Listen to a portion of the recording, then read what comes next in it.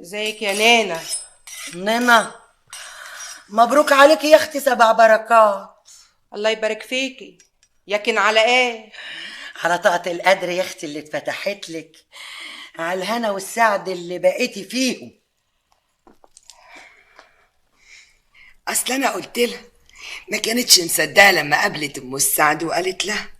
طب ما قلتوش هنذبح مين؟ قصدي هنذبح ايه؟ اذبحي فراخ يا هنيه واعملي حسابك فتحيه هتتغدى معانا. إلهي يا رب يفتحها عليكي دنيا وآخرة ويخليكي ليا يا أميرة يا بنت الأمرة. خدي راحتك يا نانا، البيت بيتك. هنيه روحي اذبحي الفراخ. حاضر. بقى ده منظر واحدة تبقى مرات الحاج مش لايق عليها النعمة أبدا. يوجاتك ايه يا فتحي؟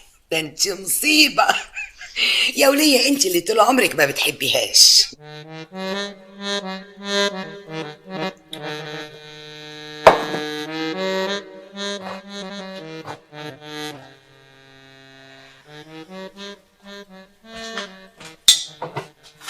مالك يا هني؟